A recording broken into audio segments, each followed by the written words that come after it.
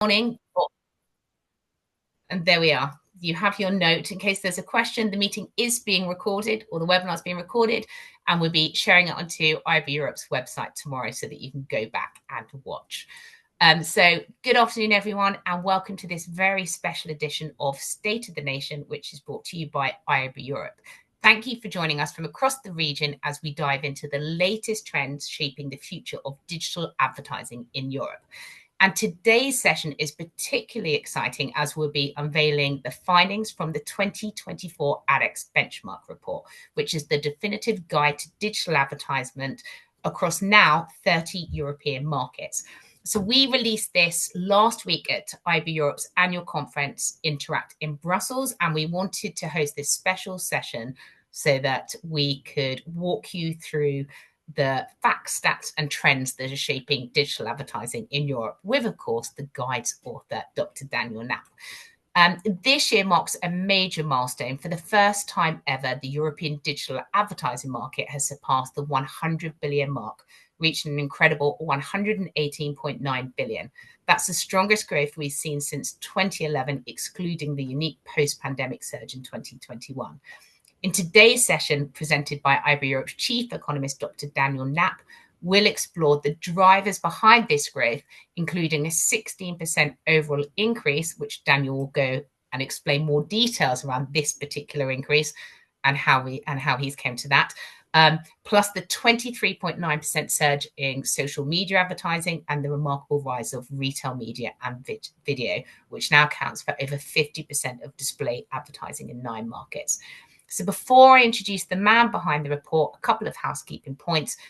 Daniel's going to be presenting for around 30 minutes. So we will send you a copy of the presentation afterwards. So that will be emailed to everyone that's registered for this webinar. And as we said, the full report is already up on IAB Europe's website.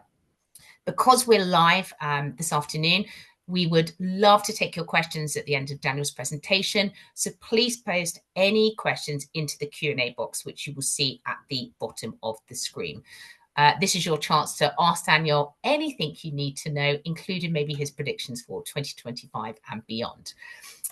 So without ado, it's always a pleasure to introduce Daniel Knapp, our Chief Economist. So Daniel, I'm going to pass straight over to you. Thank you very much. Thank you very much, Helen, and hello, everybody. Excited to be here, see so many of you join this session. This is a continuation and evolution, this study. We first started sizing the digital advertising market in 2006, when digital advertising in Europe was in its infancy, and how times have changed. As Helen illustrated, we've now crossed the 100 billion euro mark. So the market has matured, but also has become much more complex. In terms of formats, channels, but from a methodological point, sizing the market also has never been more challenging than today. Different markets, different rates, different ways of counting things. So we had to do under the hood quite a bit of an overhaul to ensure that this study remains contemporary and captures the market in the best way possible. So let's dive in. We're covering 30 markets with a new edition this year, Portugal. We are modeling Portugal. Portuguese IAB couldn't submit any data, so we've modeled Portugal just to round out the coverage of the Western European markets. Just to recap before we go into the numbers, what is this study? There are many ad spend studies out there from agencies, from research outfits, etc., and they all have their legitimacy. What is the IAB Europe ad spend study?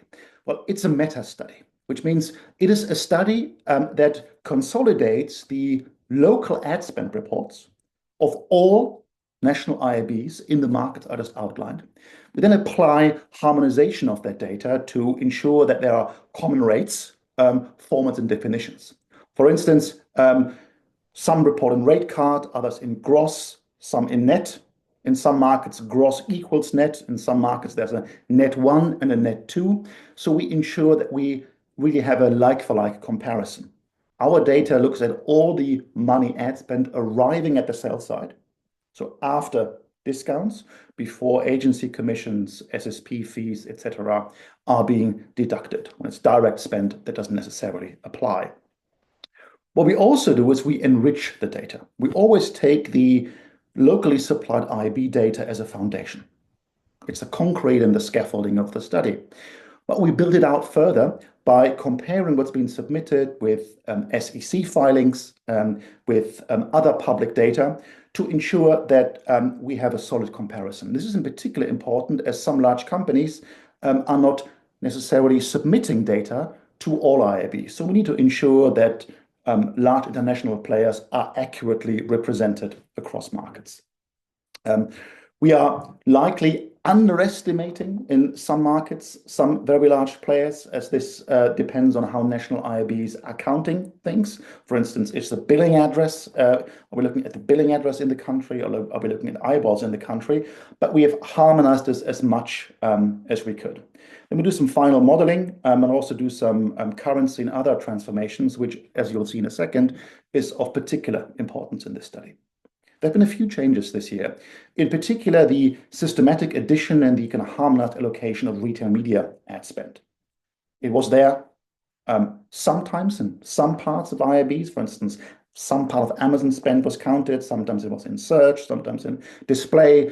Others had it in classifieds, but it wasn't systematically covered. And also the non-Amazon bit, which roughly in Europe is around 25 to 28% of the retail media market outside Amazon, wasn't counted. So we've added that in. We've also seen a huge rise in SVOD platforms, Netflix, Disney Plus, Prime Video, etc., which contributed to a lot of growth in the digital video space. So we wanted to ensure that every market where those services have been launched are actually also accounted for. And then some national IABs did changes, refinements in their social and their programmatic capture. In particular, we saw some new changes in social estimations as national IABs and their research partners, be it Deloitte, PwC, and others, were tapping into the DSA transparency data, where large platforms publicly report users by EU country. With that out of the way, let's dive into the market. What did we observe through this prism? First of all, the market indeed over 100 billion, 118.9 billion euros is the value of the digital ad market as we see it today, end of 2024. This happens on the back of strong growth. We saw actually an acceleration of growth in 2024 versus 2023. Recap 2023, we saw about an 11% increase, and now we're seeing a 16% increase. And we have, as you can see, restated historicals to reflect addition of Amazon, etc., and also the addition of Portugal. You can already see here that I put a different growth rate in, 12.5% excluding Turkey. We'll already see in a second how the lira devaluation and also consumer price inflation in Turkey might skew results here. So we need to be very cautious about what perspective on the market we are talking about. Let's put this growth in context.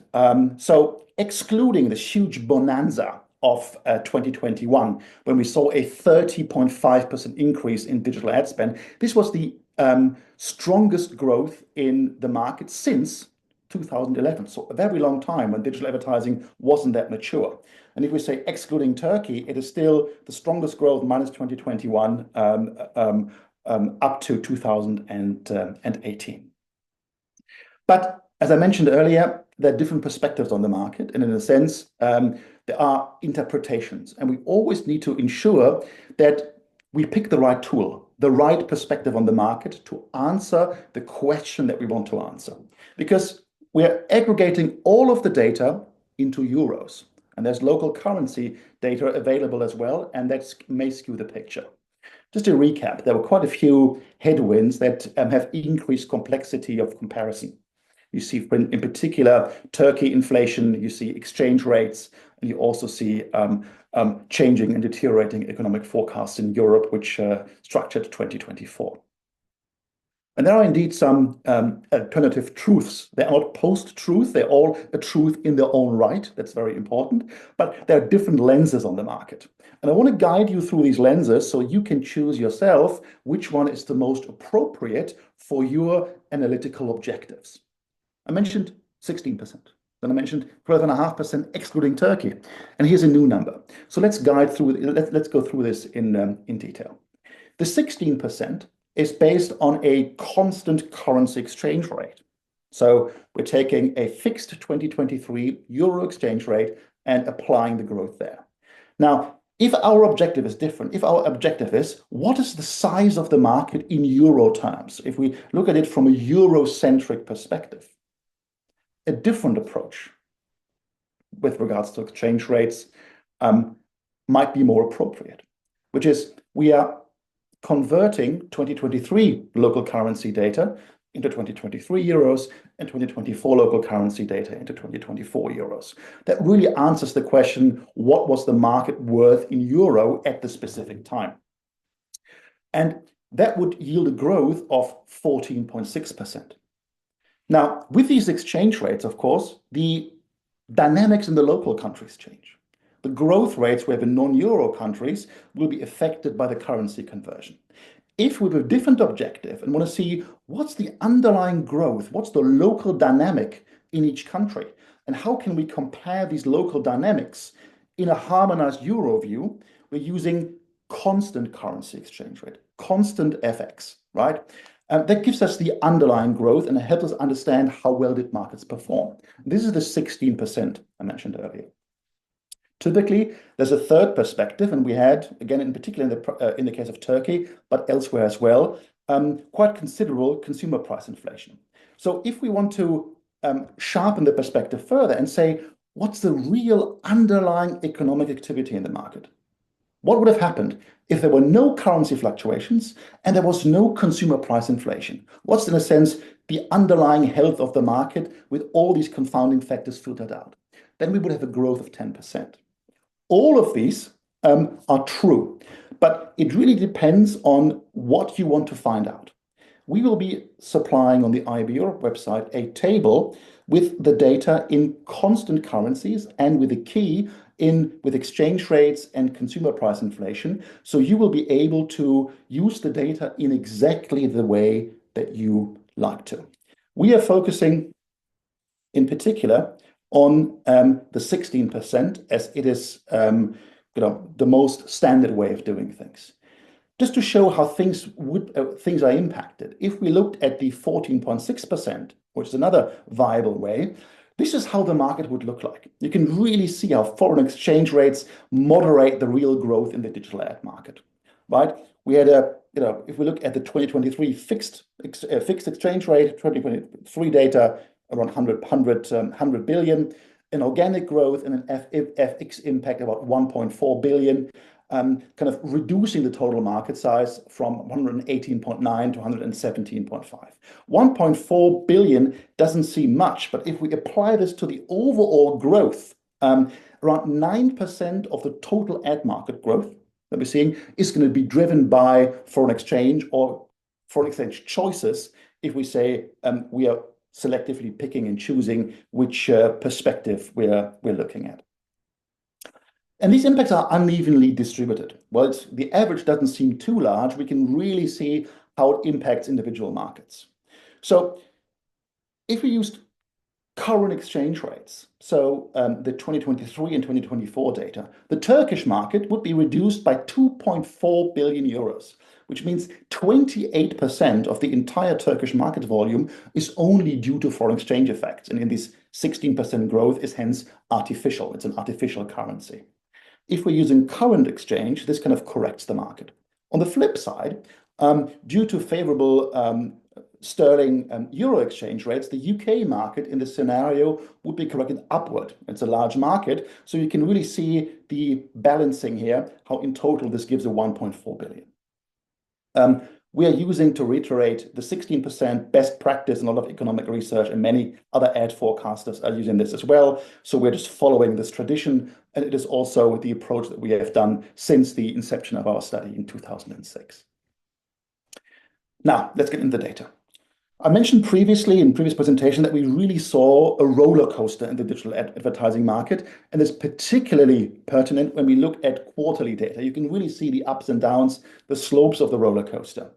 And these fluctuations were fueled by the COVID-19 pandemic and also the global poly crisis. War, money got expensive. It was suddenly about profitability, not growth at all costs, different crises coming together, making forecasting difficult, etc. That's really something that really governed the immediate post-pandemic period.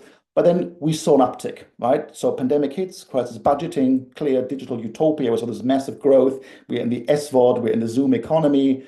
We got the poly crisis really hitting, some limbo quarters for the ad market. And then we saw advertisers adopted broadly a must growth strategy, saying we must continue with advertising to justify price increases. We need to maintain competitive pressure, etc. And 2024 looked like this roller coaster was petering out. We were on the final stretches on the roller coaster, back to the ticket office. But of course, when we look at 2025, you all know it, this was just a temporary end or a temporary suspension of the roller coaster. It's coming back. But fundamentally, for last year, which is the focus of this report, we can see a fairly even performance across quarters. This is slightly, of course, impacted by the quarterly, by the weights that individual companies contribute to this. Think of an Alphabet, a Meta, etc. But also when we look at broadcasters and other local players, we see less quarter-on-quarter fluctuation than in the previous years. In context, overall, with our study now, over 2/3 of all ad spend in Europe is not digital. 67.2% of all paid media is digital. We use kind of walk data to contextualize that. And it's the first time that the market has crossed this threshold. Of course, with size and maturity comes a slowing of outperformance. And this chart wants to illustrate this. So with a couple of things going on here, and we're measuring here the outperformance of digital versus traditional media, which is by how many percentage points did digital advertising grow faster than all other media? And you can see this on the y-axis here. And on the x-axis, you have the digital share per year and then the year by itself. Of course, you can see during the phases when the market was still young, we saw a higher outperformance, which kind of petered out slightly, was fairly consistent between 2008 and 2019. Despite the maturity of digital advertising changes with programmatic and social, we saw this uptick, this jump in 2020 due to COVID, then a slowing down, but now we saw an uptick again, a slight uptick. Digital outperformance increased moderately, not much, but 0.9 percentage points compared to the previous year, driven overall by an advertiser shift to digital. This is something that we can see both with SMEs, but also with large advertisers. If we dissect their earnings call statements, a lot of emphasis even on CEO and CFO level on shift to digital channels. Net new digital first advertisers coming in still. We're seeing new advertisers come in particular at the bottom end.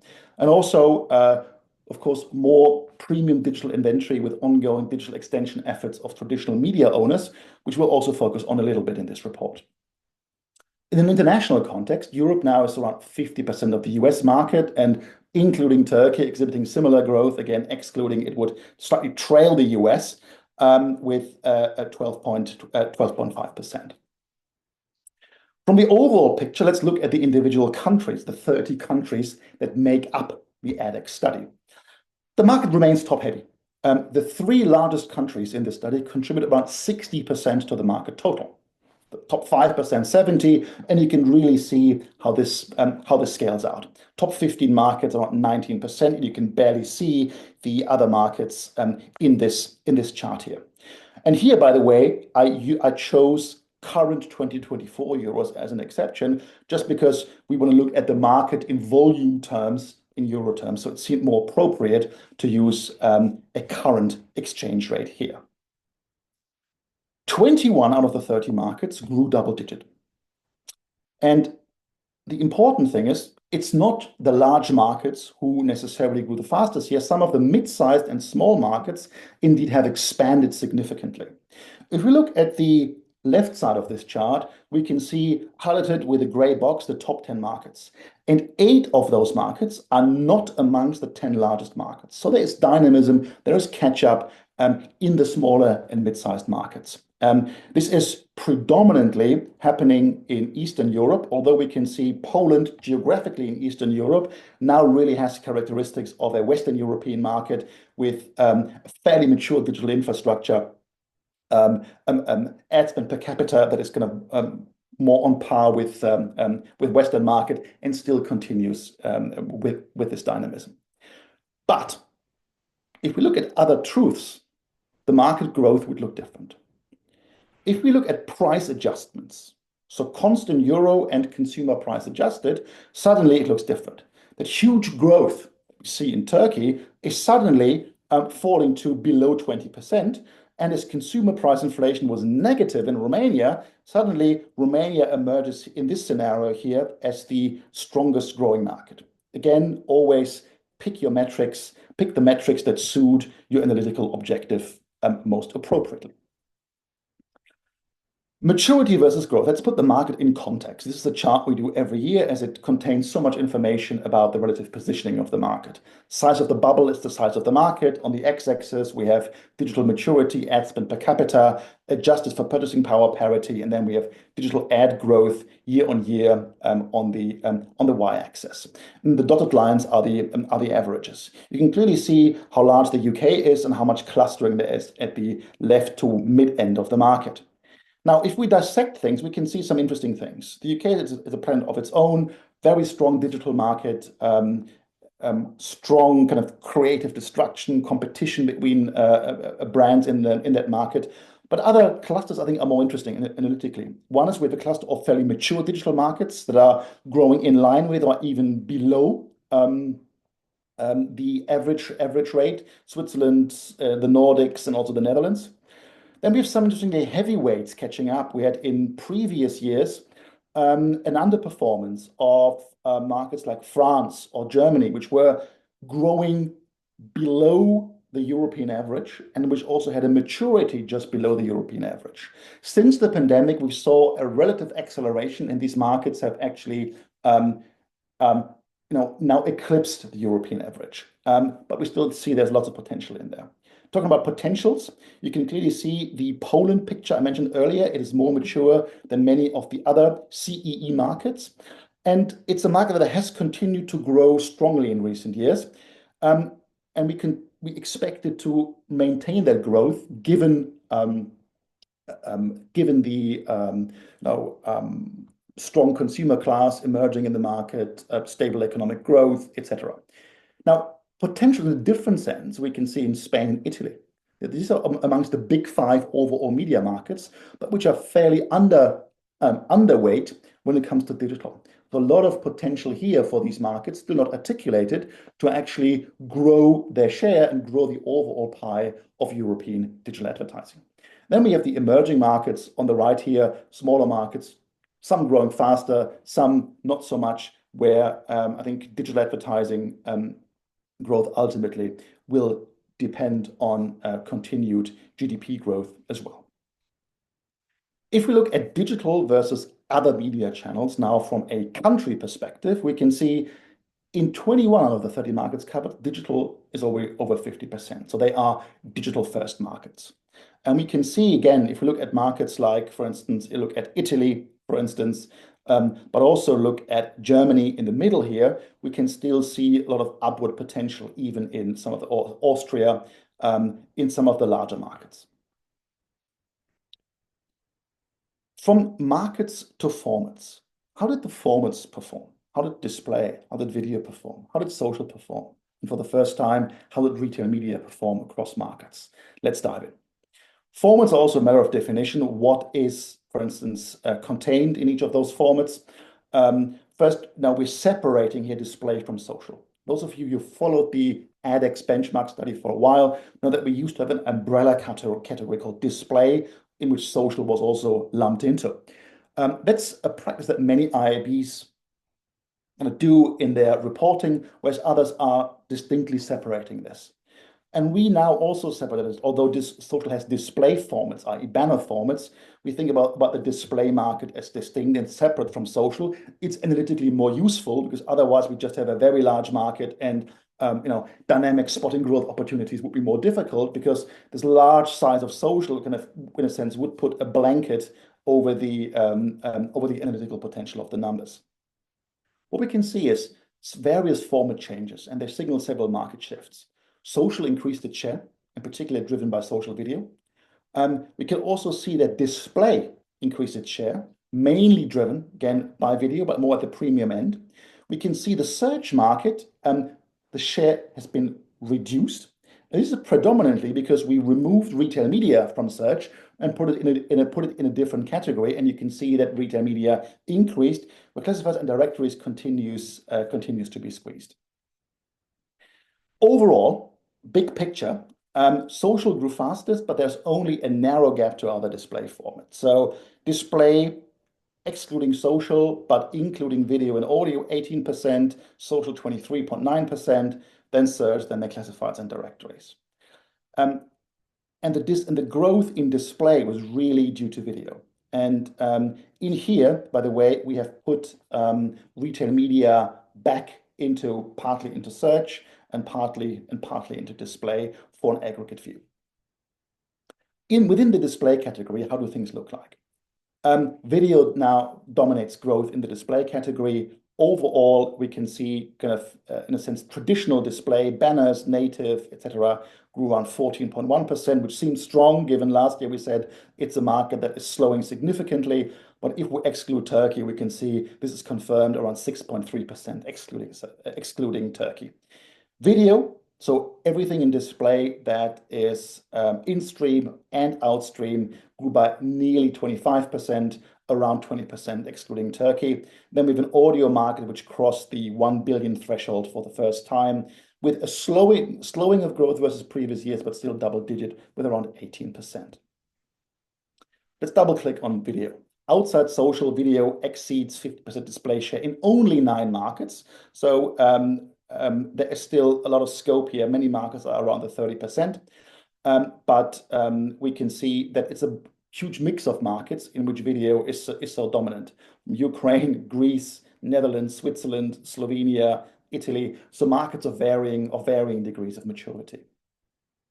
Within video, and this is the first picture, we harmonized IAB submissions to put them in different buckets, from the new SVOD players to broadcaster video on demand to other video on demand, AVOD, where we include YouTube, Dailymotion, other streaming services, other, which is primarily publisher-driven video, and then kind of total video. We could see the SVOD growth was phenomenal due to new launches, and often 2024 was the first full year of actual revenue for those players. So we saw tremendous growth here.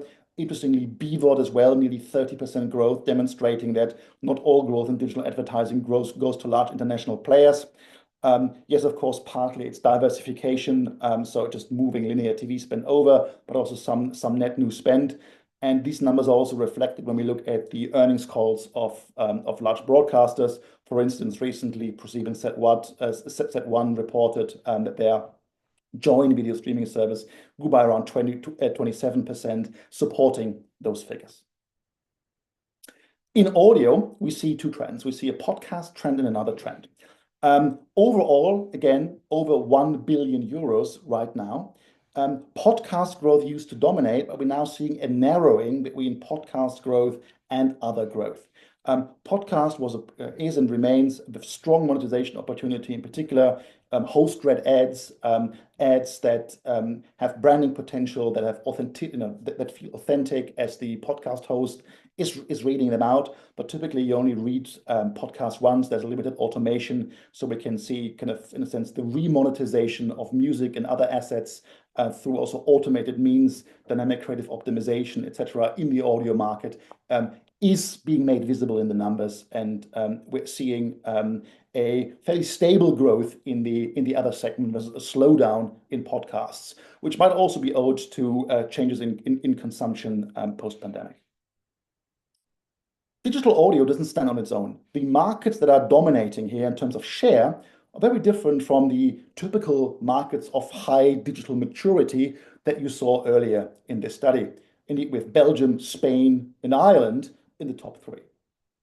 If we correlate digital audio growth and market maturity to the traditional radio market, we do see a strong correlation here. So we looked at the last pre-pandemic year, 2019, the radio share in the market versus the share of digital audio.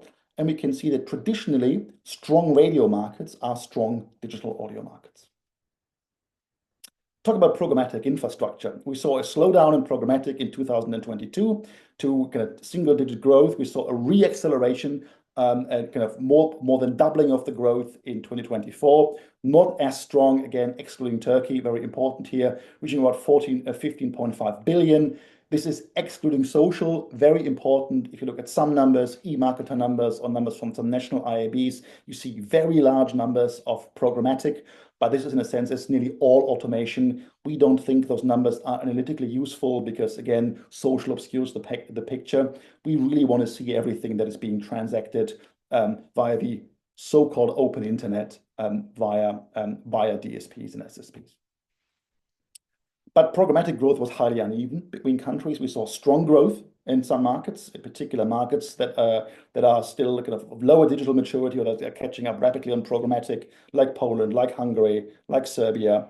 And we also see some markets that were traditionally very cautious about programmatic, very sales-side-centric markets, France and Germany, showing kind of higher growth than in previous years. The UK slightly lower growth, given it has had a very strong penetration of programmatic. But on the other end, we can also see, in particular, okay, Ukraine impacted by the war, so there's a lot of focus on social and search right now. But if we look at the Nordic markets, that's quite peculiar. That's something that highlights, I think, a shift away or skepticism towards programmatic, and some publishers actually going direct. So there's a peaking out of the share of programmatic and some contraction here. Let's look from display, let's move to social. Social was driven by video, unsurprisingly. That's now 56% of total social, so social is video first. And we can see, again, nearly 33% growth for social video and standard formats around 14%. If we add social video and the non-social video into a single market, we can see the following. We can see the combined market grew by nearly 30%. It's nearly a 30 billion market. And we can see that video is nearly 50% of the market. So lower share of video in the non-social display market, plus social, than in the purely social market. Let's look at search and retail as an additional category now. Search was driven by retail search. Retail search grew more than 2x the rate of standard classical search and expanded its share of total search to 16.2%. So it's quite significant already how retail, or some call it a vertical versus horizontal search, is already a key component of search. It's not in its infancy. In search, very quickly, 16 markets, or half of the study, reported double-digit growth, other single-digit growth, and you can see it's both emerging markets with strong search growth and markets like the UK, for instance, also Germany, where we are seeing stronger presence of retail media.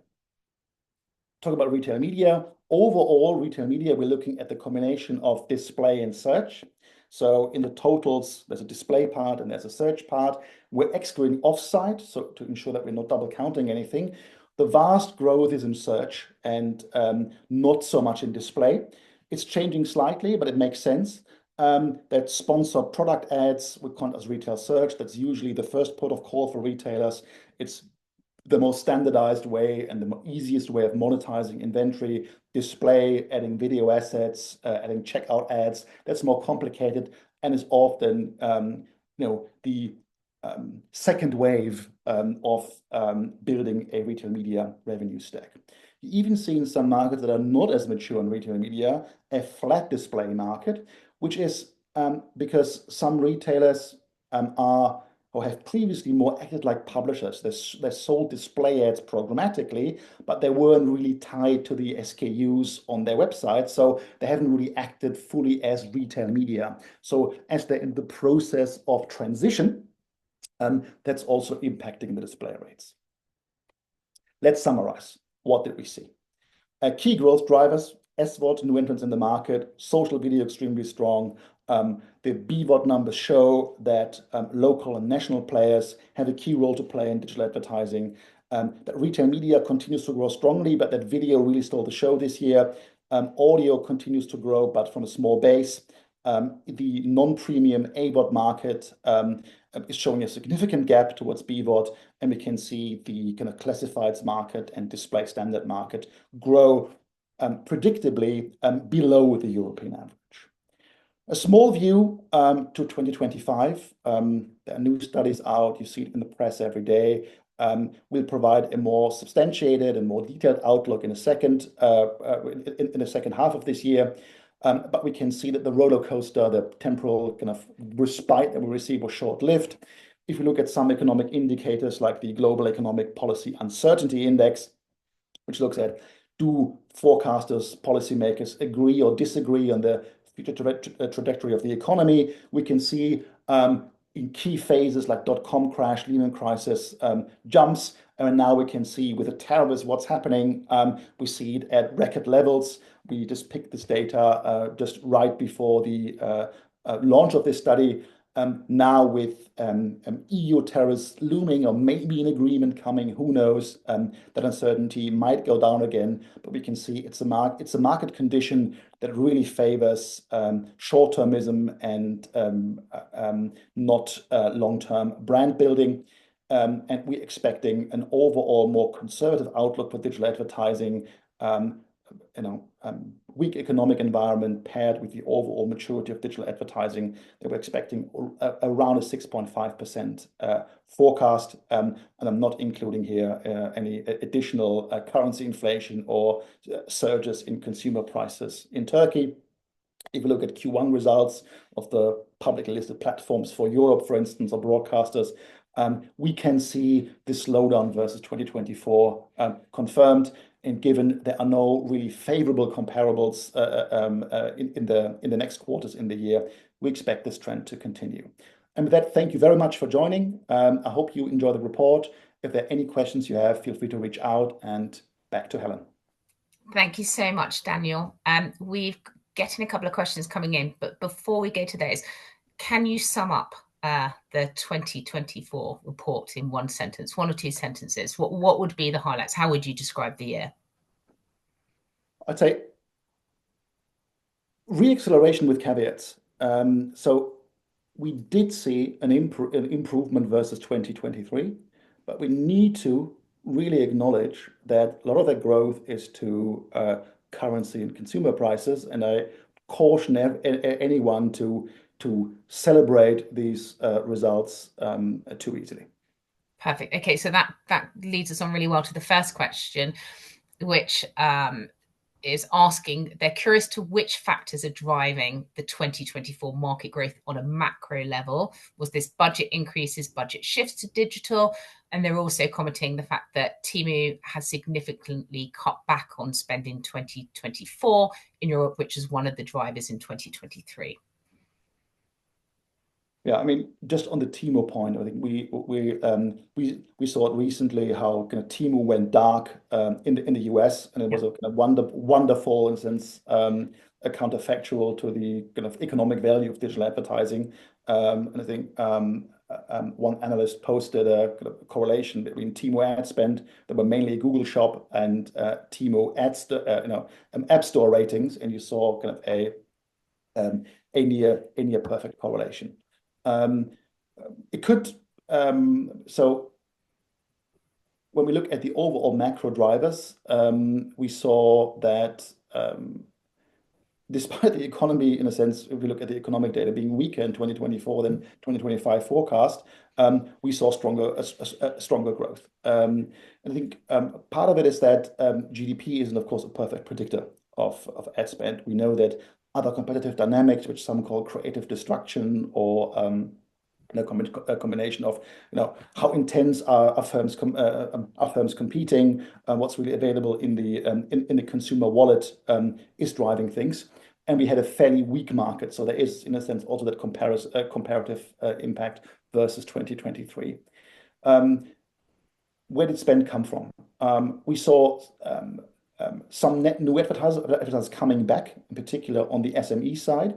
There's a wonderful way how you can find that out. And again, this is where I'm really delighted by stringent regulation. When you look at, again, Ads Transparency Center, and what we did is we kind of counted the number of advertisers that were on the large platforms 2024 versus 2023. We saw an increase there. We saw advertisers which we didn't see in the previous years. So that kind of suggests that kind of SMEs probably post-pandemic, are moving back. We saw an overall increase in ad spend, yes, also on large advertisers in 2024, an increase in ad spend that exceeded an increase in overall revenue when you look at the Fortune 500. And we see a continued shift to digital, also amongst brand advertisers. And that is across the board, from performance to branding.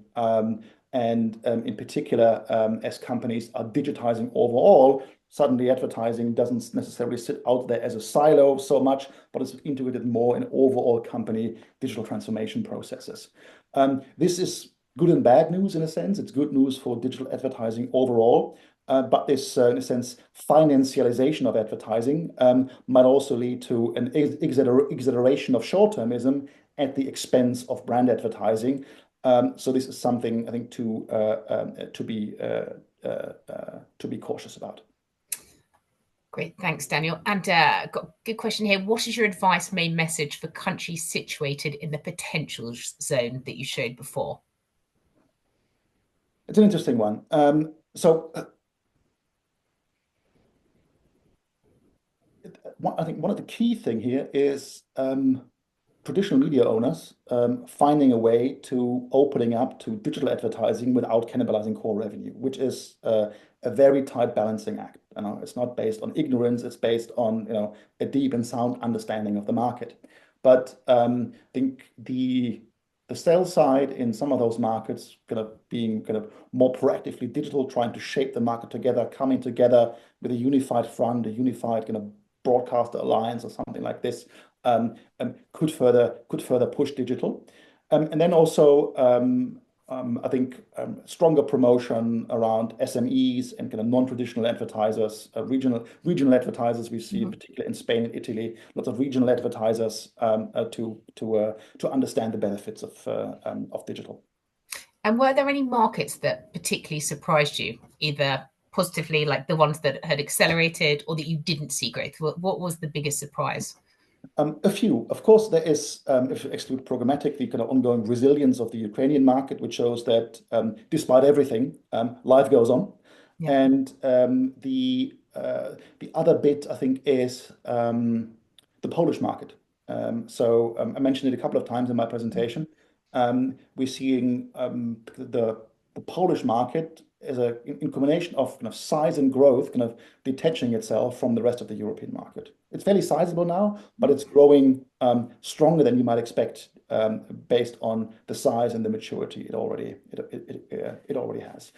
The other thing is really the relationship with video and retail media. We had in previous years retail media dominating growth. Now video is coming back, and I think we see some growing pains in retail media as standards which we're working on in the IAB are required to provide advertisers with confidence in the market. But we're also seeing that retailers, in particular outside of Amazon, are not always as fast as anticipated in really transforming their business. A lot of spend remains locked in trade marketing. Outcomes are being sold, but not necessarily delivered. Metrics, data need to be improved, etc. So then this is a reflection of the growing pains of retail media in the rebalancing of video and retail media. Footnote: we see in the next couple of years these markets really converging as retail data can really stimulate video growth. We're already seeing video and retailer partnerships, retailer partnerships. There's also something that I wanted to mention. We're not including the creator economy or influencer marketing in the study, but a growing number of IABs are reporting influencer spend. So we're looking at launching a dedicated study to look at exactly that market. And if we were to be able to scale that out looking at the creator spend, how would that translate into some of the other channels? What's your prediction that it would be comparable to in terms of the investment levels at the moment? And where is that budget coming from? Yeah, well, it's hard to say where we draw the line. Yeah. Whether it's with the creator economy, whether it's just in a sense, whether it's advertising budgets, whether broader marketing or PR budgets are being included. So we need to be very cautious about how what base we compare the market to. So I think it's I'd rather want to get the method right. You want to run the stats first, Daniel. Being put on the spot.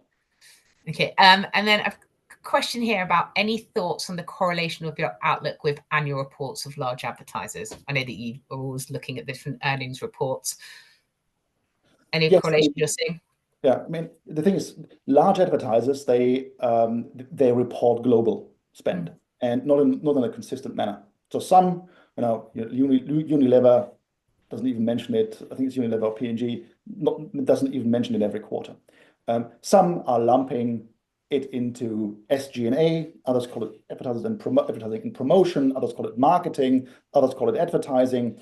So there are a lot of different things in there, and it's not isolated on digital.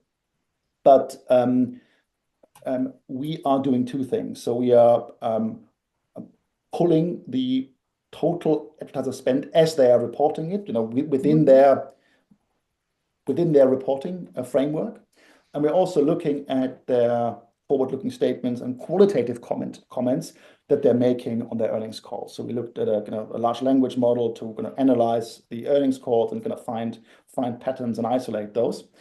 And as I mentioned, we saw at a large set of advertisers strong in 2024, stronger growth in the broader marketing category than in the overall revenue growth that they had. That's not necessarily going to continue in 2025. We need to be cautious of that. And likely a large share of that, we know it from Coca-Cola, for instance, which are now explicitly saying that over 60% of their ad spend is now digital. Likely a lot of that is going to digital and increasing proportion of the growth, but we can't pinpoint it percentage point by percentage point. But overall, it's what we're seeing in the market correlates here. Also, the themes. When we look at the thematic mentions of media channels, advertisers, let's say, if we factor out, the radically consumer-focused organizations, in any sentence or semantic segment where they speak about marketing, they speak about price, loyalty, consumer, discount, etc. These are some of the core themes. But on a channel perspective, digital is featured a lot. And as individual channels, TV still strong, of course. But then search, social, and also retail and in-store is mentioned by CEOs and CFOs regularly as channels. We often see also individual case studies. So advertisers are typically in their earnings calls not speaking about ad spend growth in Germany versus Brazil versus Antarctica, etc. But they often mention individual campaigns. Let's say we saw quite a few mentioning, let's say, TikTok, social, or video in Brazil and in France. Yeah. And that just gives some additional qualitative nuggets on the direction of travel. Okay, well, let's start to wrap up because I know this is always a big presentation for you. We appreciate all of the hard work that you put into this every year, Daniel. The future outlook for 2025, you predicted 6.1%.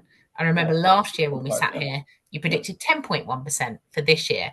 So what kind of factors how confident are you? What are the factors that have gone into that prediction? How close will we get? What will stop us? And what could we see the changes? You mentioned tariffs that could actually accelerate it. Yeah, well, we do a couple of things. So for long-term growth, we look at GDP and other macro data for the next 5 years, but for the short term, it's not a good predictor. So we look at we speak with publishers and other media owners within the IAB Europe network to get their market sentiment, the feedback. And then we look at earnings calls and forward-looking statements from publishers, from large international players, also from ad tech and others. And then also we look, of course, what are other forecasters saying to see is there a trend, is there an emerging consensus? And all things combined, that led us to the 6.5%. If all tariffs should be lifted, we might increase it, but we will issue a new forecast around the Mexico time in September. Yeah. When also the Q2 results of companies are out, so we'll have a closer reading of the market then. Amazing. Thank you very much, Daniel. As you said there, we'll be coming back in September to make any adjustments there. A huge thank you to everyone that joined us. We will be emailing you the presentation deck so that you can have hold of that. I'm also just going to put in the chat box now so that everyone can access it very quickly. This is the 2024 report. So you've got all of the information.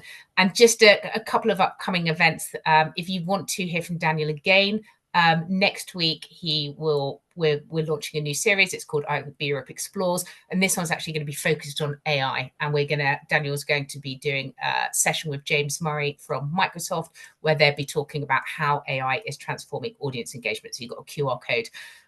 All of the links are on our website if you'd like to join us for that live session. That should be really interesting. And then just on to the next one, our biggest virtual event of the year, which is actually hybrid this year, will be returning on the 8th of July. And we're actually going to be in London. So we've got spaces for 70 people. We have hundreds and hundreds. I think this is our #1 event for 2024, if we take away Daniel's State of the Nations, which was hugely popular. So yeah, an invitation to members to please come and join us for 4 fantastic panel sessions, looking at everything from actually a similar kind of a State of the Nation on programmatic. We've got a panel that will be looking at H1, reviewing that, and then looking at what's in store for H2, curation, attention, a great lineup. So you can register there. And then finally, it's time to say thank you. And we hope to see you soon. Have a wonderful afternoon. Thank you so much.